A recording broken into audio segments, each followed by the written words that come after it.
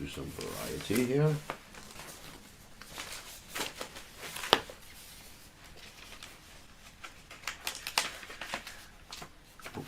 Okay.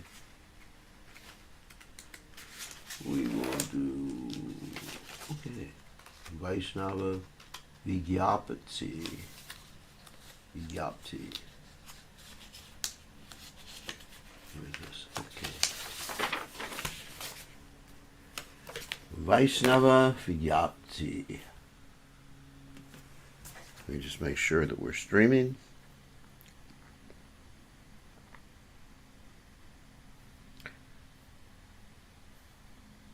Yes, we are live. Okay. Get the guitar out and we're ready to go.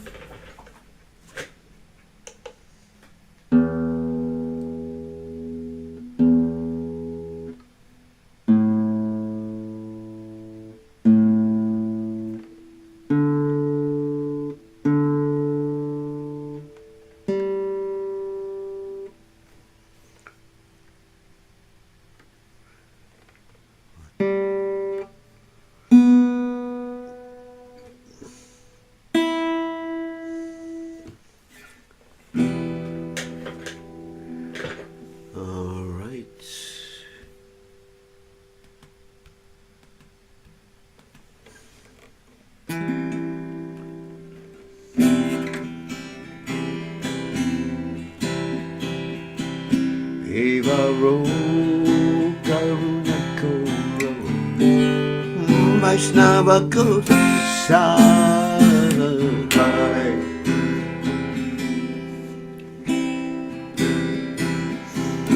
Evaro Karuna Koro Vaishnava Goswami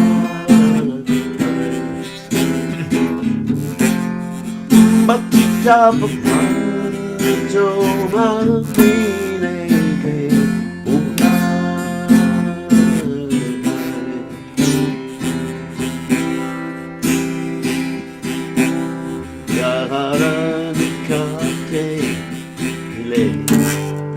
Papadore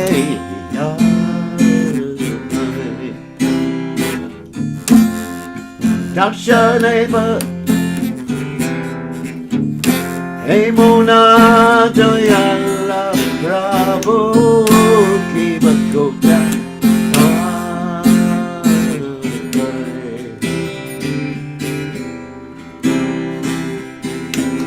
Nangalapura Sahoile Paschate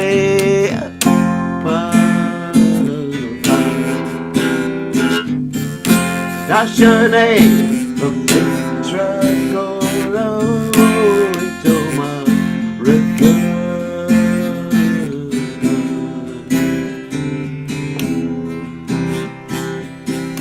Adistane Apurade Tare Are Nangu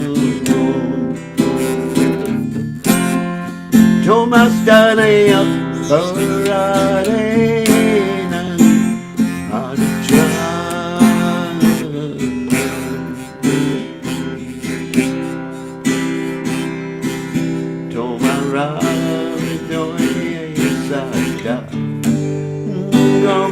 Vishra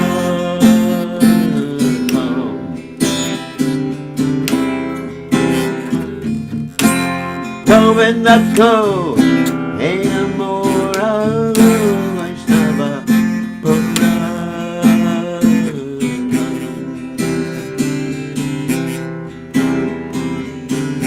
Rati Janme Koriyasa Jaranera Tu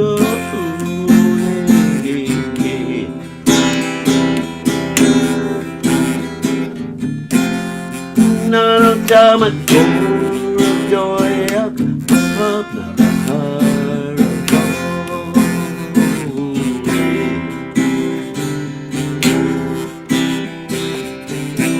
Evaro Karuna Koro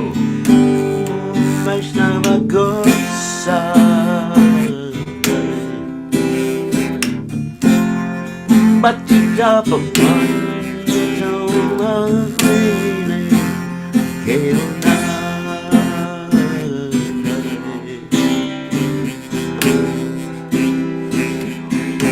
Hare Krishna, Hare Krishna, Krishna Krishna,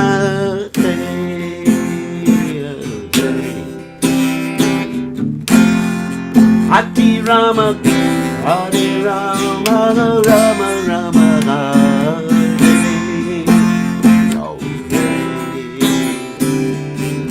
Hare Krishna, Hare Krishna, Krishna Krishna, Hare Hare Rama, Hare Rama, Rama Rama,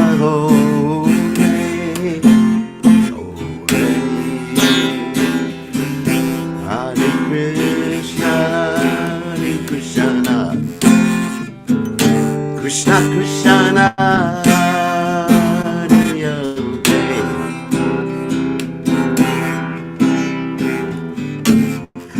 Hare Rama, Hare Rama, Rama Rama, Hare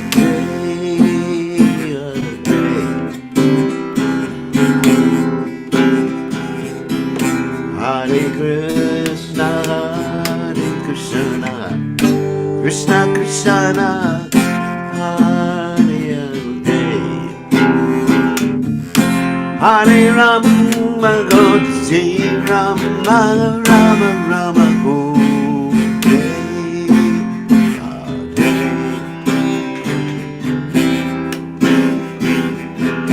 Hare Krishna, Hare Krishna, Krishna Krishna, Hare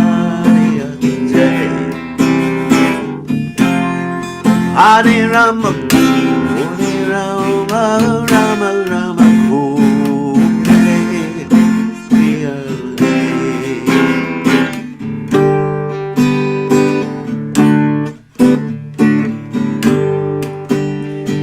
Jai Prabhupada, Prabhupada, Jaya Prabhupada, Prabhupada, Prabhupada,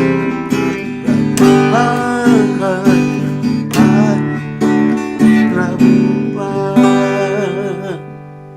Jaya Vishnupad, Paramahamsa, Paracharya, also Tada, Satashi, Shima, His Divine Grace, Abhaya Chanana, the Bhaktivedanta Goswami, Srila Prabhupada Ki Jai, ISKCON Founder Acharya Srila Prabhupada Ki Jai, Anantakoti Vaishnava Vrinda Ki Jai, Namacharya Srila Haridas Thakur Ki Jai, Prem Se Kaho Shri Krishna Chaitanya Prabhu Nityananda Shidwaita Gadadha Shivasati Gaur Bhaktavinda Ki Jai, Shri Shri Radha Krishna Gopi Gopinath Sai Makunda Radhakunda Giri Govardhan Ki Jai, Vrindavanam Ki Jai, Mathuram Ki Jai, Jagadada Sami Ki Jai, Yamunamai Ki Jai, Shivani Lasadevi Ki Jai, Samaveda Bhakta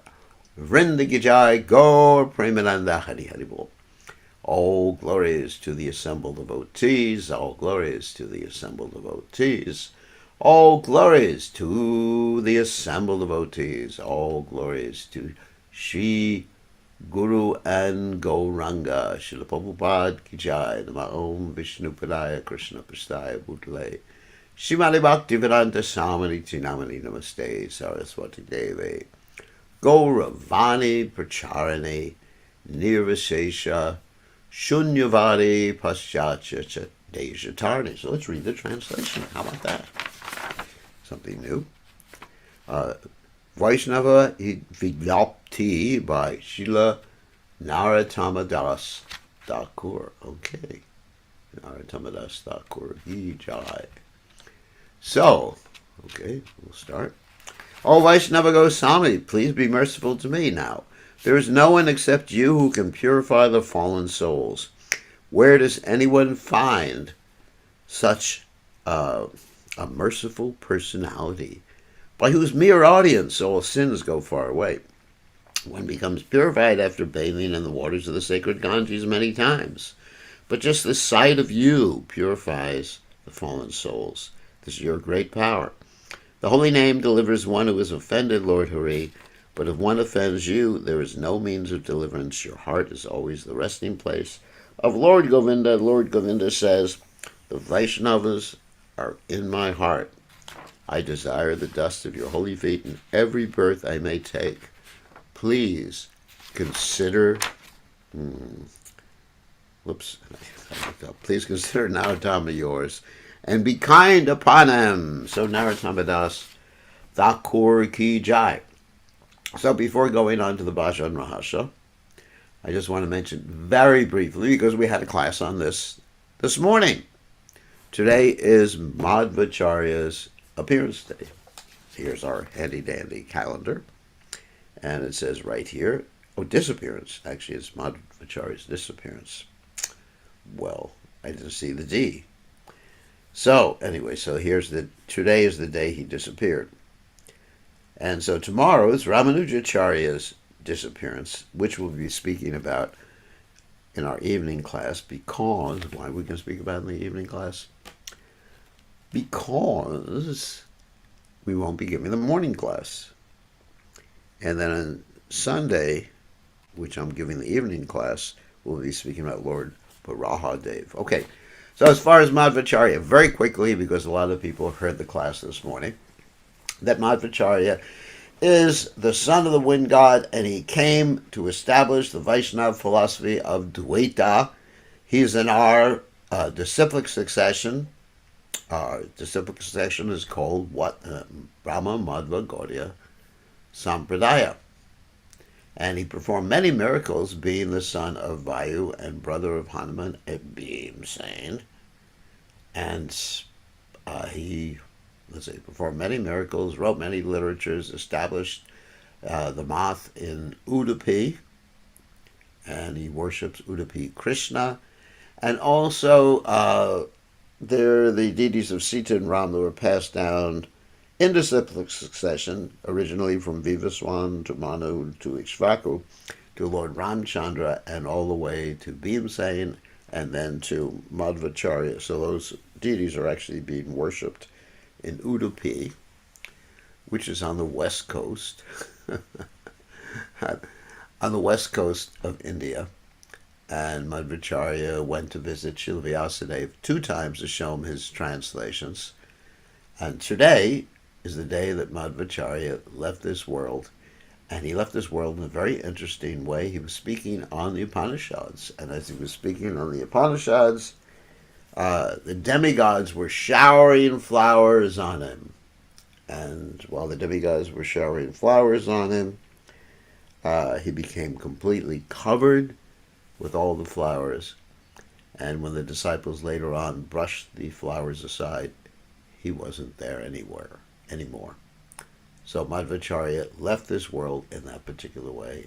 A very auspicious way of leaving the world. Reminds me of the way Lord Chaitanya left the world by entering into the deity of Tota Gopinath. It reminds me of the way that Gadadhar Pandit Goswami left this world by entering into the deity room, and even Mirabai left this world in this particular way.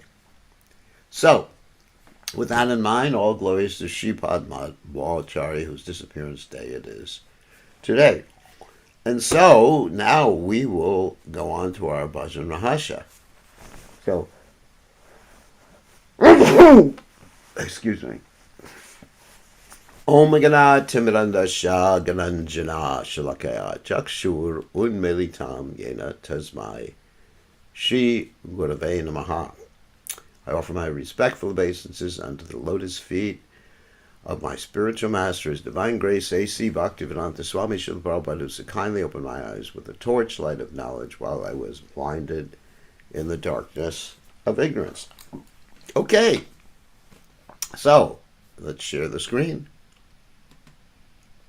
so we can all see the Bhajan Rahasya. Let's see, there it is. Whoops.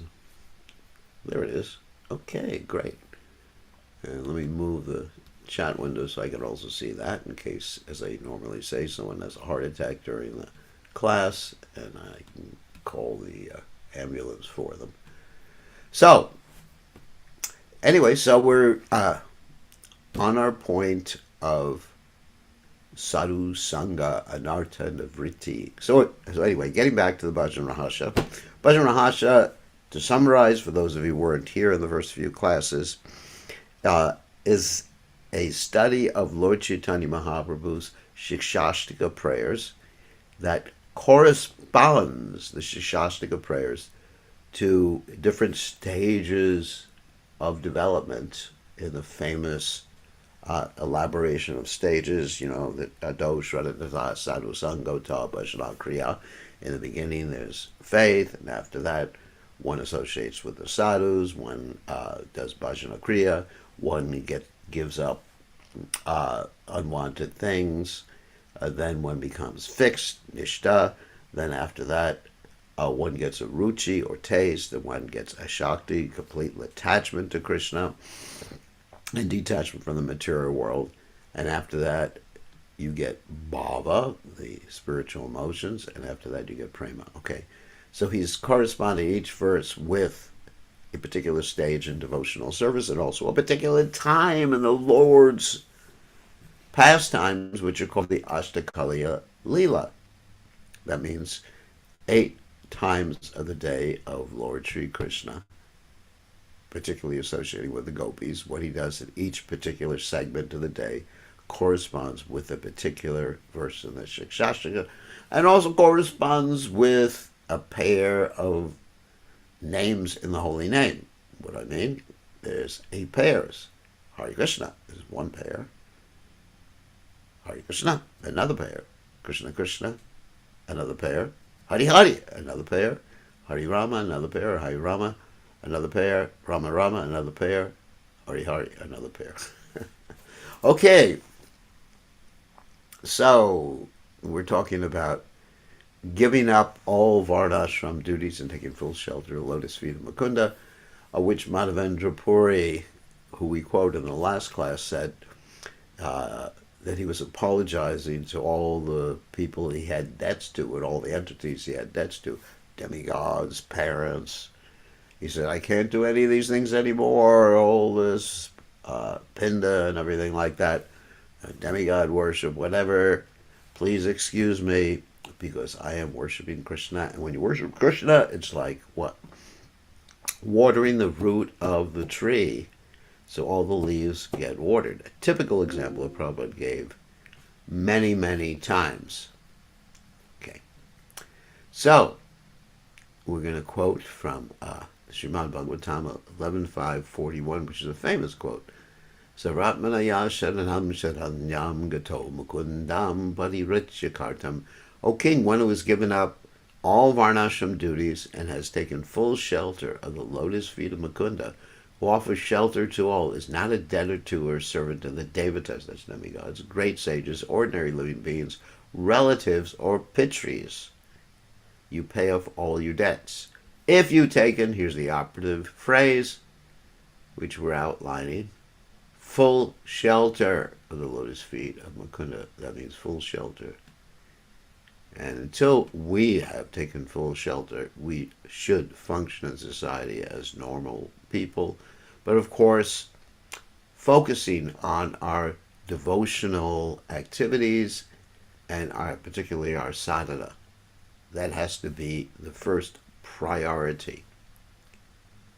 But still, we do have certain obligations in society. Don't walk around like an avaduta. Those who take shelter of the name completely are never indebted to devatas. Of course, we pay our debt to devatas or demigods by worshiping Krishna. One should give up attachment to rules and follow the principles, or principle, should be principles, behind the rules. In other words, smartavya satatam vishnur vis smartavyo jatukchit savi vidi nishe dashur etior eva kinkara. One should always remember Vishnu and never forget him. All injunctions and prohibitions are dependent on these two principles. So, okay, we have Padma Purana. We have to unpack that. One may say that it helps me remember Vishnu by taking a little marijuana or taking a swig of vodka, a little shot glass. And you say, this is the point of this verse. You may make that argument. This is the point of this verse. It helps me calm my mind, remember Vishnu. So that's the principle or the purpose of all the injunctions and prohibitions. So therefore we don't have to do that. No. If you're an absolutely pure devotee, you don't have to worry about the injunctions and prohibitions because you're remembering Krishna all the time. But until then, in order to remember Krishna, the injunctions and prohibitions in the Bhakti Shastras, I'm clarifying that, are important, not in the Karma Kanja sections, because we are informed that there's different sections of the Vedic literatures. Some are Jnana Kanda, going towards liberation, or attainment of knowledge, and some are Karma Kanja, getting a material upliftment. And so the material upliftment section, or the liberation section, or the just knowledge-giving section to stimulate your mind, those prohibitions and injunctions we don't necessarily have to follow. However, we should follow the bhakti injunctions, and the more advanced we become, the more we follow these injunctions automatically without being told of them. One should not seek atonement through karma or jnana. Atonement means you've done something wrong. What can I do to atone for my sins? I remember one time I went to New York, or it might have been London, and I went into this place called Ripley's Believe It or Not. I don't know if they still have that in New York, but we went to the basement of that. It had all sorts of displays there, things that were unbelievable, generally things that human beings did. And so the basement display was about what the church used to do, and specifically what church members used to do to atone. Things like hair shirts, things like, sarcophagi, so many different things I can't mention. And so, or self-flagellation, where you take, I don't know if anyone's seen that movie, a long time ago it was out, called Da Vinci Code, where you had people hitting themselves with chains and making themselves bleed. I'm sinful, I'm so sinful, I'm so sinful. Of course, in the Vedic system, you actually have elaborate descriptions of different types of prayaschitta. Yeah. But devotee doesn't have to perform these different activities of prayaschitta. They just take up Krishna consciousness again. That's all. They've done something wrong. However, if you keep doing something wrong and you say, well, I'm going to chant, then that's committing offenses on the strength of chanting the holy name. So that will not be effective. So it's not that you should do prayaschitta instead, but you should stop sinning. Like Jesus Christ said when he saved the prostitute from being stoned, he said, sin no more. It's not, you can't say, I'm going to sin for the next 2 weeks, and after that I'm going to be a good boy or good girl. Okay. Here's an interesting verse from the Padma Purana. Harera Puradhan Yakuryad Vipada Pamshala Namashraya Kadachit Shat Taratyevan Sanamata Namnopi Savasurado Yaparadat Patat Yada Namaparada Yuktanam Namanyeva Harantyagam Avishranta Prayuktani Tanyevarta Karanicha. But the two-legged animal who commits offense, that means a human being is a two-legged animal, Dvipada Pashu is the Sanskrit. Here it's Dvipada Pamshala, but in Bhagavatam it's Dvipada Pashu. But the two-legged animal who commits offense against the deity of the Lord is freed from those offenses by taking shelter of Hari's name. However, though the name is the friend of all, by committing offense against the name, that means continually to commit that same offense, a person falls to lower regions. For those who have committed offenses to the name, chanting the name incessantly will be effective in destroying that sin. So, in other words, to commit sinful activities on the strength of the holy name, one of the 10 offenses, is a great offense, and it's not only the offense of having done that sinful activity, but it's the offense against the holy name. But the only remedy is keep chanting, but stop doing the stupid activity that caused you to want to become free from reaction anyway. If you continue doing the same thing, that's stupidity. One should endeavor for Swarup Jnana by positive action, Anvaya. Swarup Jnana means understanding one's nature, who you are, like Jivera Swarup Hoy, Nitya Krishnas, I'm a servant of Krishna. But even further than that, knowing who you are in the spiritual realm. Concerning knowledge of Krishna's Swarup, of course there's also Swarup Jnana in terms of knowing about Krishna, Sambandha Jnana. Bhagavatam's Chatushloki says, Chatushloki means, this is actually the first of the Bhagavatam nutshell verses. There's 4 of them.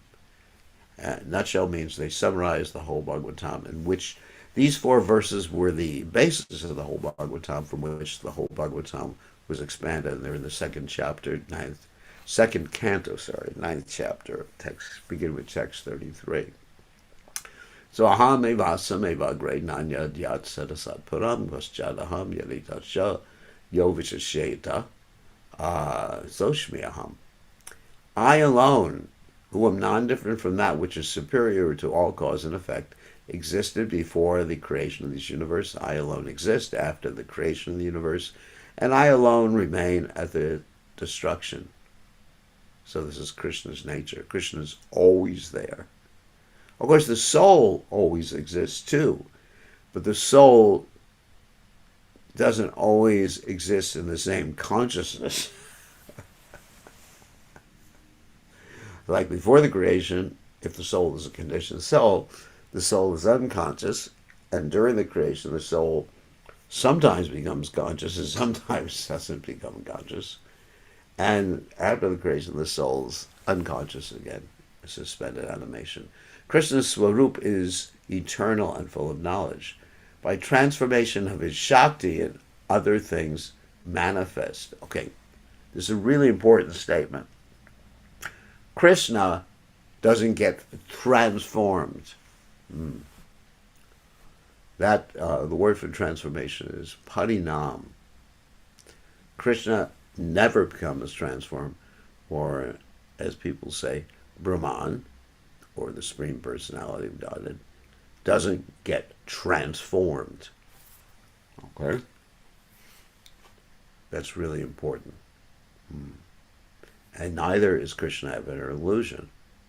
Krishna is the spiritual sun, and other tattvas are different and non-different inconceivably.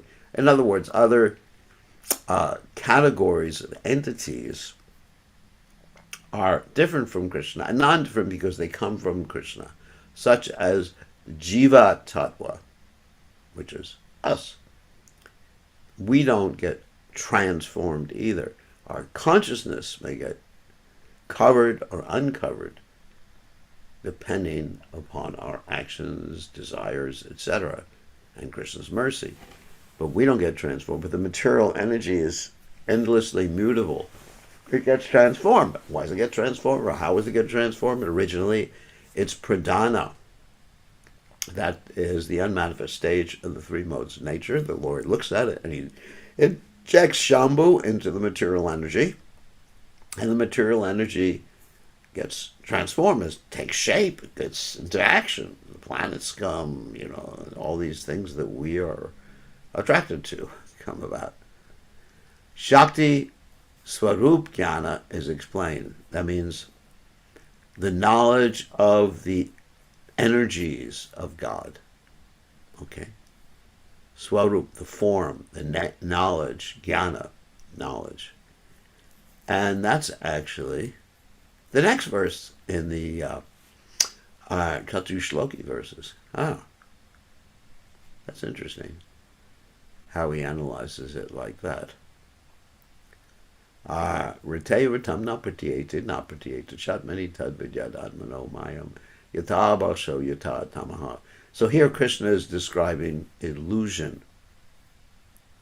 So one should understand my Maya, by whose power real objects are perceived through avidya, and false objects are perceived through avidya, in relation to the self, just as light reveals objects and darkness hides them. So in other words,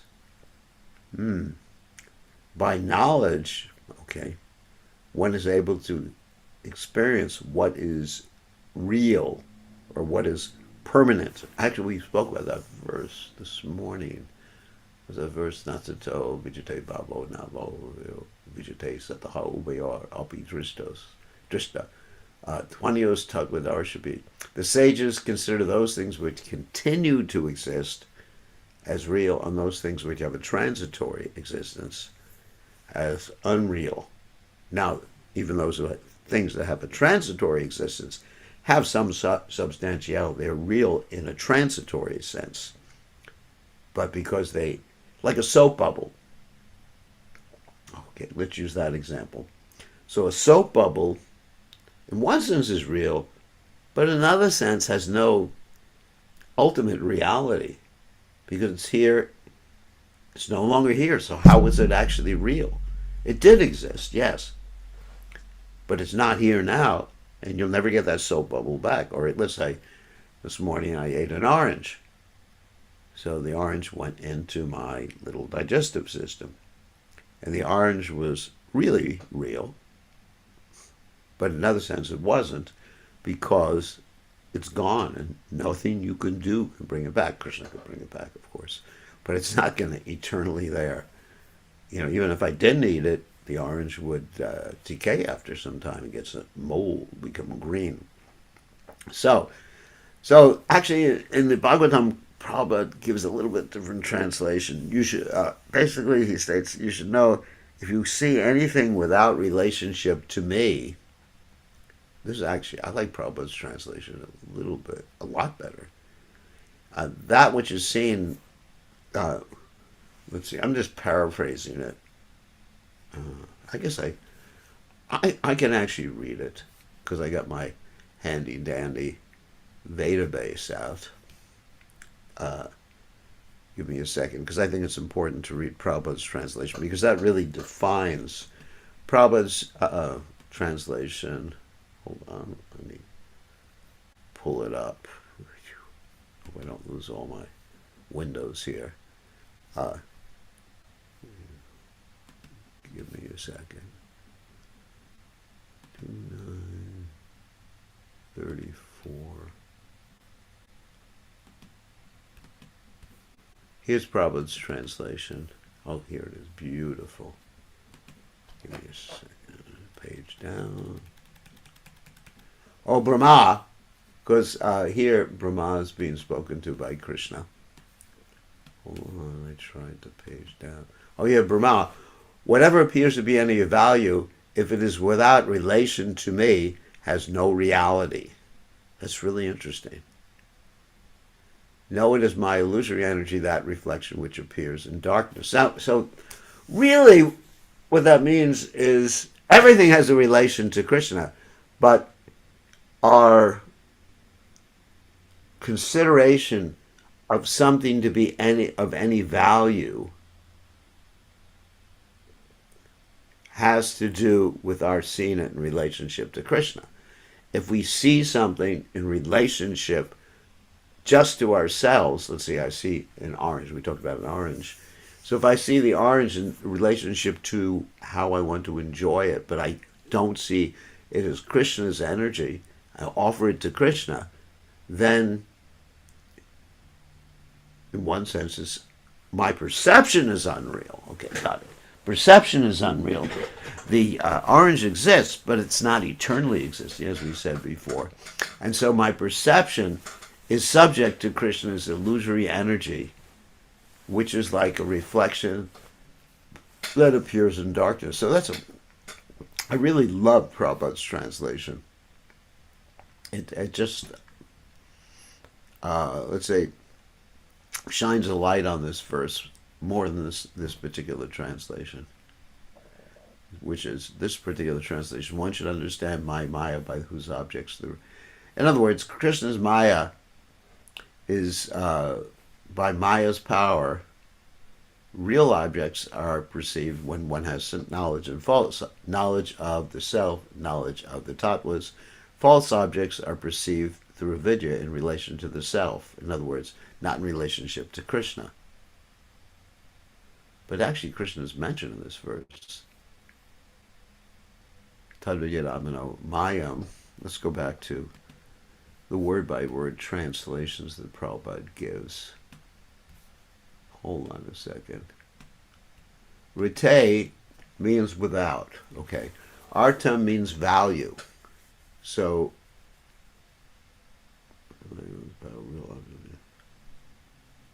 value is an important thing. Artam, yat, that which, pratyeta appears to be, not.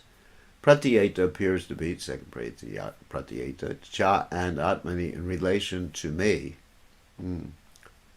Tat, that, vidyat, you must know, atmana, my, mayam, illusory energy, yata, as abhasa, the reflection, yata, tamaha.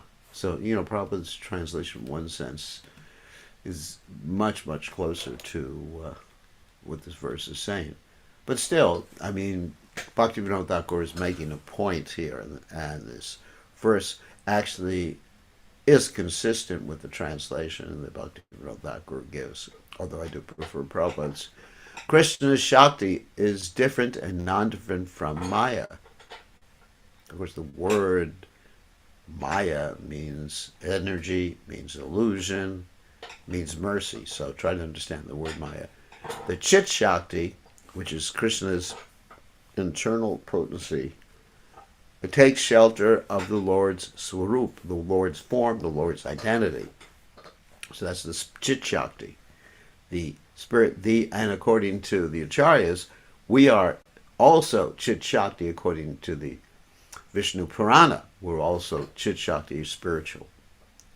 Or spiritual energy, although we tend to be overwhelmed by the material energy. A lot of philosophy. It is distinct from the Chit Jyoti. Chit Jyoti means the spiritual light. Okay? Brahma Jyoti, Chit Jyoti. Jyoti is light. Maya, in other words, even the Lord's Swarup is distinct from the Chit Jyoti, from the light of the spiritual energy. Maya Shakti is the shadow, in other words, the shadow of the Chit Shakti. Or to put it in plain terms, the illusory energy of the Lord, Maya is used in this particular respect, is a reflection or shadow, of the spiritual energy of the Lord with the quality of tamas. Tamas means darkness, ignorance. Because ignorance, Krishna, Surya, Samamaya, Haya, Andhakara, is the absence of Krishna, the absence of consciousness of Krishna. The absence of Krishna, seeing Krishna everywhere and everything. In the form of matter, tamas in the form of matter, that's this, earth, water, fire, air, ether, mind, intelligence, false ego, perceived as the mature world in which there is destructible karma. Now, that's a big phrase. So this Maya Shakti, which has the quality of ignorance, takes the form of the material energy, what we perceive as the material energy, And in that material energy, we enact activities and get karma, which is destructible. Karma is not eternal. Other factors are. Time factor is eternal. The Jiva soul is eternal. Lord is eternal. Okay? But karma is not eternal. Okay? Material energy continues to exist, either in a dormant state or in a manifest state. Jiva Swarup Jnana is explained. All right, here we go. That's the Swarup, the nature, form of the Jiva soul, who we are. So this next verse, oh my God. So it's interesting how Bhaktivinoda Thakur is using the descriptions here that Krishna is first described, then Krishna's Swarup Shakti is described, or Krishna's Shakti is described, sorry, or Swarup Shakti. Jiva, actually the second verse, the illusory energy is described. Jiva Swarup Jnana, that means the nature or the knowledge of the nature of the Jiva soul is explained in the next verse. That's interesting. Yata mahanti bhutani bhutesha sucha bhacheshvanu pavishtani apavishtani tatateshu nateshvaham. Just as the elements enter into all beings and also remain, this is also the fourth verse of the Chatushloki, not the next verse, of the fourth verse. Just as the elements enter into all beings and also remain separate, I enter into all beings and remain separate when I perform my pastimes. Krishna is in the heart. In pastimes related to the material world, I remain detached, and in pastimes related to devotees' jiva, I am attached. Interesting translation. Let's go to Prabhupada's translation here. It's good to contrast these translations. Hold on a second. Let me page down. Whoops. Oh, and let me go to 35. Okay. Same verse. Oh, Brahma, please know that the universal elements, this is easier to understand, enter into the cosmos, and at the same time do not enter into the cosmos. Similarly, I myself also exist within everything created. At the same time, I'm outside of everything. So let's go back to that word by word. Just as the universal elements, that means the pradhana, which later becomes manifest in the, I guess you'd say, like in a Platonic sense, the world of forms, of concepts. So you'll have to look that up later on and understand what I just said. That the elements, Bhuteshva, Ucha, Acha, Cheshu, in the minute and gigantic, after Pravishtani entered, Apavishtani don't enter. In other words, they form the basis or foundation. Okay, let me give you an example so you can understand what's being said here. That when you're designing a building, there's the concept, which is actually in the blueprint or concept or whatever, which doesn't enter into the construction of the building, but they actually do because they form the nature of the plan for the building. And so they enter and do not enter. So in the same way, Krishna manifests himself within everything created, but he doesn't become transformed. Okay, here's that word, transformed, parinam. I myself exist within everything created, but he is not everything created. His energy exists in everything created. Okay. Really a lot of philosophy here. Hold on, let me go back to our reading. Give me a second. Okay, here we go. Sorry for all this philosophy. The gross elements are placed in the higher and lower beings but are completely present in the gross elements. Similarly, a spiritual portion, Angsha of Krishna, spreads in the Jiva. So we are Jiva soul. We're spiritual portion of Krishna. But we're not Krishna. And is situated completely in Krishna's Swarup. And also that statement can be understood as that Krishna's Angsha, Swamsa, which is the super soul, is actually in the heart of every jiva. There's two ways to understand that. Whew. So much philosophy. I know we'll probably get some questions on these things. So Nama Swarup Jnana, that means knowing having the knowledge about the form, qualities, and nature of Nama. That means Krishna's holy name is explained in the Padma Purana. Famous verse. Nama Chintamani Krishna's Chaitanya Rasa Vigra Purna Shuddha Nityamukto Bina Tvam Nama Namino. The name of Krishna is Chintamani. It is Krishna himself, a form of consciousness and ras. It is completely pure and eternally liberated, since there is no difference between the name and Krishna himself. Devotees should remember this verse. Pretty self-explanatory. Another famous verse from the Bhakti Rasamrita Sindhu by Rupa Goswami, Atakshi Krishna Namadi Nabhavet Graham Indriyai, Seva Mukhehi Jiwado Swayameva Sparajana.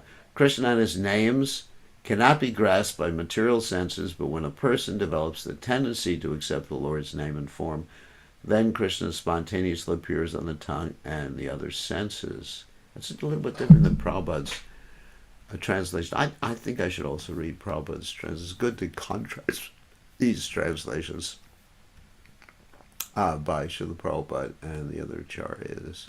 Hold on a second. Let me look up Prabhupada's translation.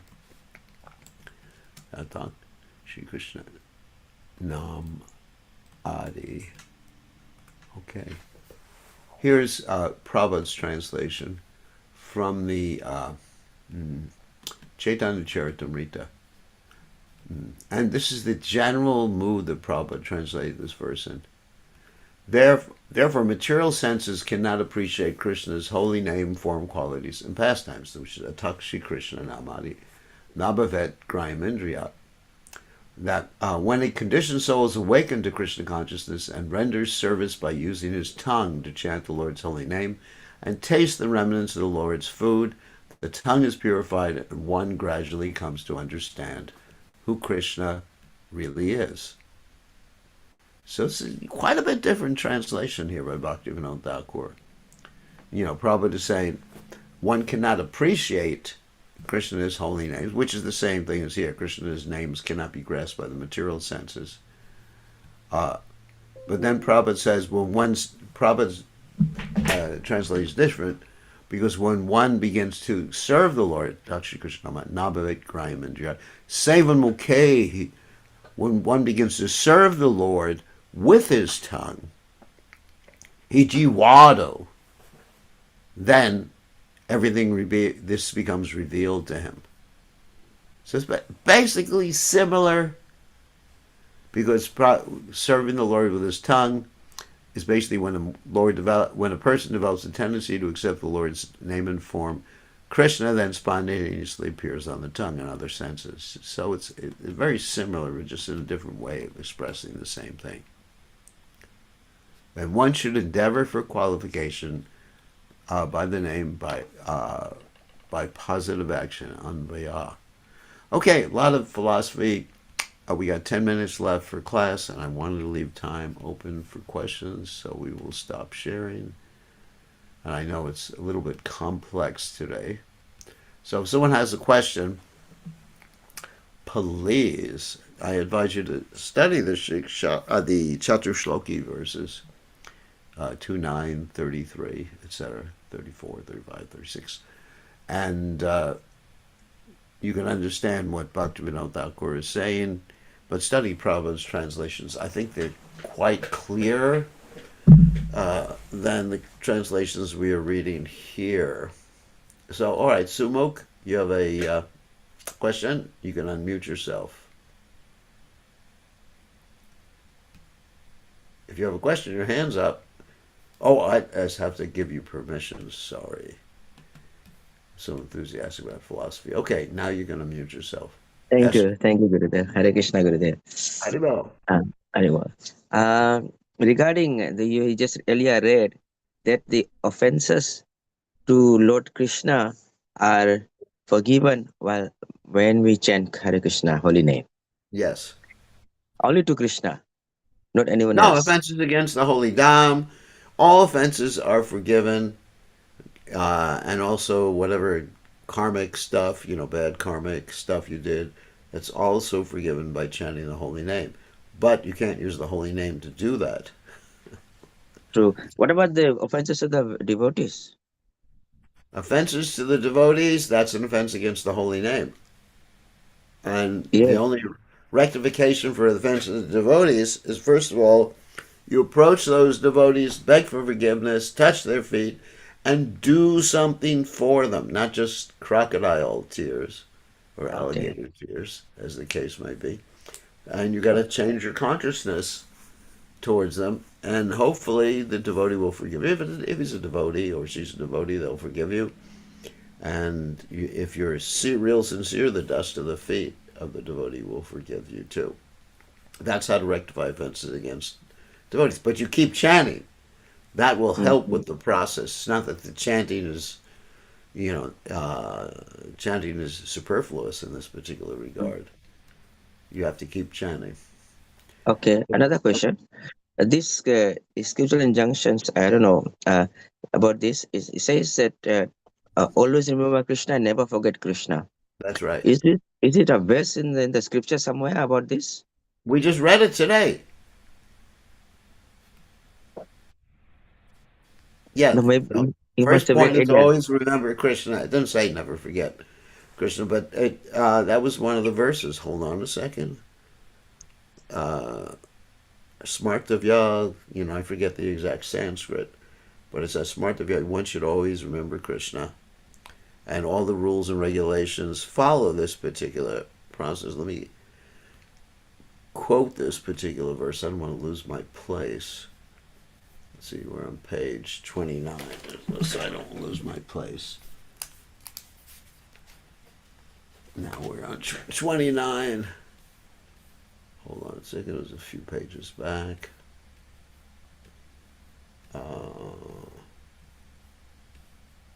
Smartovia. We read a lot.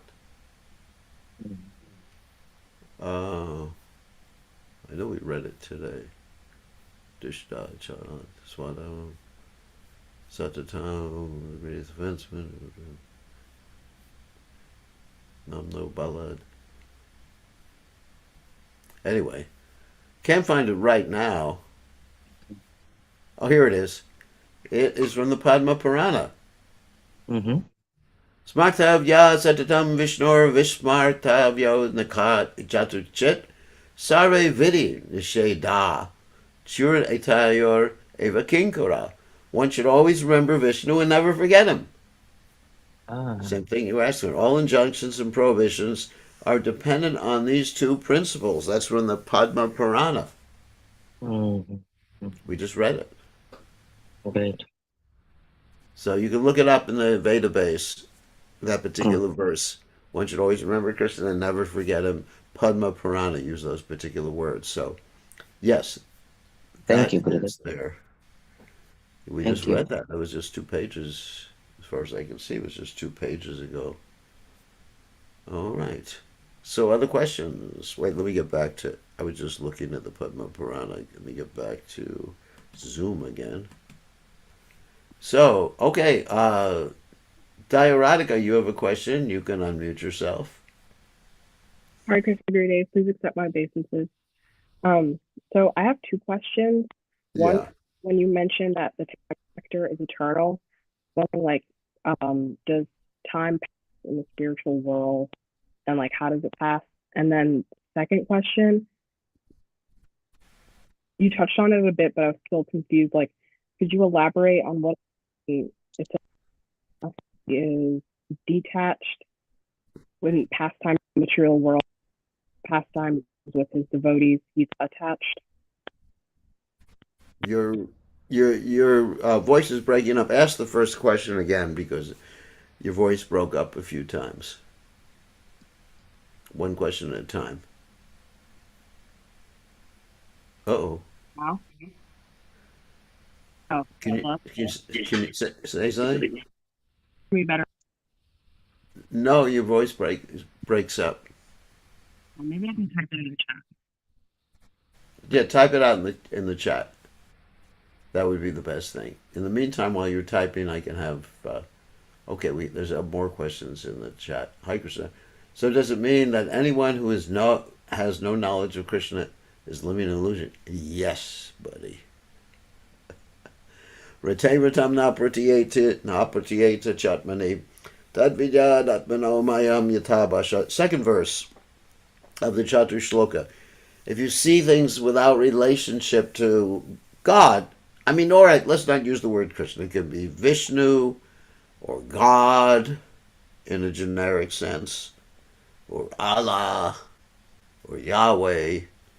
But if you see something and you think it has no connection, I mean, in other words, if you're like extreme dualist where you think that God is there and all this other stuff has nothing to do with God, not only did God create everything in this world, but He is manifest. He's manifested the super soul and everything. He's aware of everything that's happening in the material world.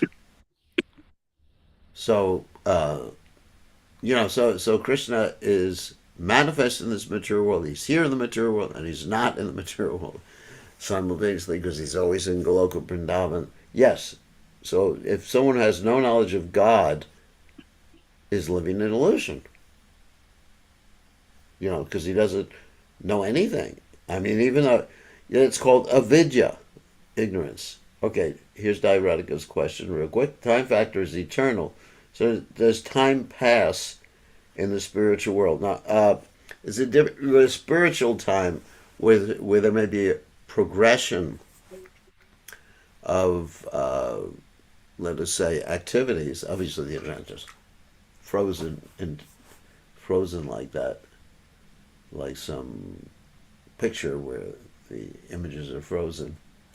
But there's no conception of past or future. Everything is the present. But still, spiritual time is a progression of motion, activities, feelings. Can you please elaborate on the verse where it says that pastimes of the material world, Krishna is attached, but with the pastimes of the devotees, he is attached? Okay, that's actually a good question.